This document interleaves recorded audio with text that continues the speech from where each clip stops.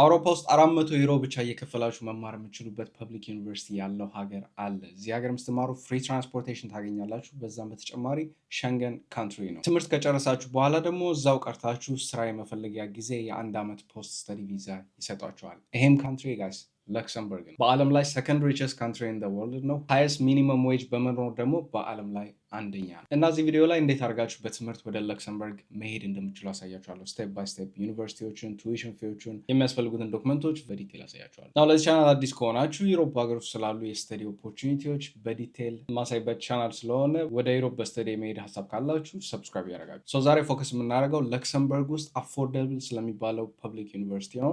ዩኒቨርሲቲ ኦፍ ለክሰምበርግ ቱዊሽኑ በጣም ርካሽ ነው። እዚህ ስተዲ ስታደርጉ አሁን ለምሳሌ ከአንድ ዓመት በፊት ቱዊሽናቸው 200 ዩሮ ነበር በሴሚስተር። አሁን ግን ወደ 400 ዩሮ ጨምሯል። አፕሊኬሽን ፊያቸው ደግሞ ከ50 ዩሮ ወደ 100 ዩሮ ጨምሯል። ግን እዚህ ዩኒቨርሲቲ አፕላይ ስታደርጉ አሪፍ ነገሩ አፕሊኬሽን ፊያችሁ በኋላ ሪፈንድ ይደረጋል ለክሰምበርግ ስትሄዱ። ዊች ሚንስ አሁን ለክሰምበርግ ሄዳችሁ 400 ዩሮ ከሆነ በሴሚስተር የምትከፍሉት እዛ ከሄዳችሁ በኋላ አፕሊኬሽን ፊው 100 ዩሮ የከፈላችሁት ይቀነስላችኋል። ስለዚህ 300 ዩሮ ነው የምትከፍሉት ማለት ነው ከሄዳችሁ በኋላ። እና ጋይስ ቱዊሽን ስንት እንደነበር የነገርኳችሁ ምክንያት ምን ያህል እየጨመረ እየሄደ እንደሆነ ነው። እና እንደዚህ አይነት ኦፖርቹኒቲዎች ስታገኙ አፕላይ ለማድረግ ሞክሩ፣ እድላችሁ ተጠቀሙበት። ምክንያቱም በየአመቱ እንደዚህ አይነት ኦፖርቹኒቲዎች ብዙ ሰው ባወቀው ቁጥር ብዙ ተማሪዎች አፕላይ እያደረጉ ይሄዳሉ እና ብዙ ተማሪዎችም ሲቀበሉ ዩኒቨርሲቲዎቹ ኦፍኮርስ ሞር ስተዲ ፋሲሊቲ ያስፈልጋቸዋል። ሞር አስተማሪ መቅጠራቸው አይቀርም። ስለዚህ ፍያቸው እየጨመረ ነው የሚሄደው። ስለዚህ ትንሽ እያለ አፕላይ አድርጉ። ለክሰምበርግ ብቻ አይደለም ባይዘዌ ኤኒ ዩሮፒያን ሀገሮች ውስጥ በጣም ቺፕ ቱዊሽን ያላቸው ዩኒቨርሲቲዎች ማግኘት ትችላላችሁ እና አፕሊኬሽን ፊያቸው ቱዊሽን ፊያቸው ሳይጨምር እነዚህን ኦፖርቹኒቲዎች ተጠቀሙባቸው። ናው እዚህ ዩኒቨርሲቲ አፕላይ የምታደርጉበት ዌብሳይት www.uni.lu ብላችሁ ማግኘት ትችላላችሁ። ከስር ዲስክሪፕሽን ላይ ማስቀምጥላችኋለሁ። ዩኒቨርሲቲ ፔጁም ይሄን ይመስላል ጋይስ።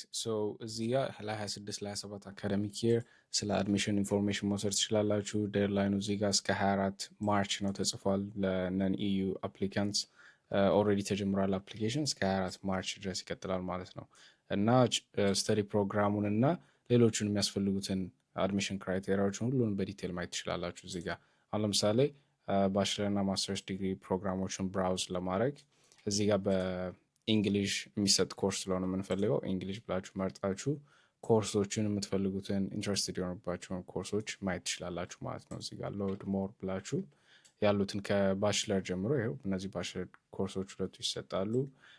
ከዛ ማስተርስ ዲግሪም እንደዛ ስንት እንደሚያስከፍሉ ቱዊሽን ፊያቸውን ቼክ ለማድረግ አሁን ለምሳሌ ማስተርስ ኢን አካውንቲንግ ኤንድ ኦዲት የሚለውን ስትከፍቱት እዚህ ጋር ቱዊሽን ፊውን ያሳያችኋል። እዚህ 1600 ዩሮ ፐር ሴሚስተር ነው ይሄ ኮርስ። ግን ከዛ በታች ሞር አፎርደብል የሆኑ ኮርሶች የምትፈልጉ ከሆነ ፎር ኤግዛምፕል ይህንን ንክፈተው ፋይናንስ ኤንድ ኢኮኖሚክስ አሁን 400 ዩሮ ነው ፐር ሴሚስተር። ሰው በየኮርሱ ይለያያል። ስለዚህ አፎርድ እንደምታደርጉት አርጋችሁ መርጣችሁ አፕላይ ማድረግ ትችላላችሁ ማለት ነው።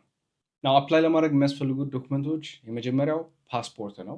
ሌላ ፎቶግራፍ ያስፈልጋችኋል።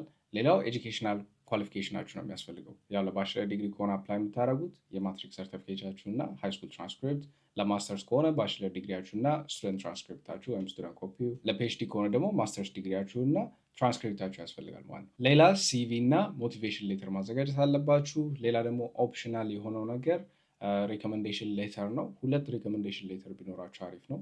ለባችለር ከሆነ ያው ከሃይስኩል አስተማሪያችሁ ማጻፍ ትችላላችሁ። ለማስተርስ ከሆነ ደግሞ ባችለር ዲግሪ ከተማራችሁበት ዩኒቨርሲቲ ከፕሮፌሰሮቻችሁ ማጻፍ ትችላላችሁ ማለት ነው ሪኮመንዴሽን ሌተር። ሰው እነዚህን ዶክመንቶች ካዘጋጃችሁ በኋላ የሚቀረው እንግሊሽ ፕሮፊሽንሲ ነው።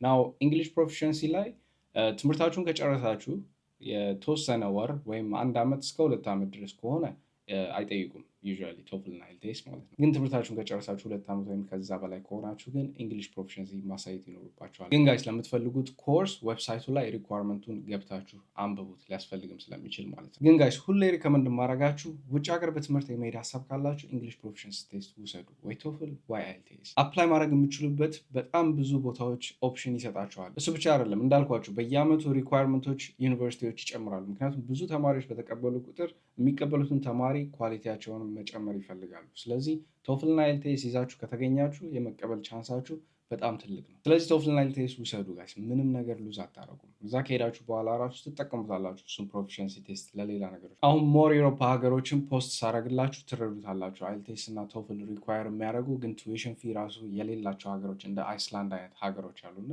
ቶፍል እና ኤልቲኤስ ስትይዙ ጋይስ ኦፕሽናችሁ ኢንድለስ ነው እና ጋይስ ሉክሰምበርግ ላይ በጣም ኢንተረስትድ ከሆናችሁ እና ስለ ቪዛ ፕሮሰሱ ፓርት ታይም ጆቦች እና እንዴት አድርጋችሁ ሊቪንግ ኤክስፔንሳችሁን ከቨር እንደምታደርጉ ዲቴይልድ የሆነ ቪዲዮ እንዲሰራላችሁ ከፈለጋችሁ ታች ኮሜንት ላይ አስቀምጡልኝ። ይህ ቪዲዮ ከተመቻችሁም ላይክ ማድረግ እንዳትረሱ።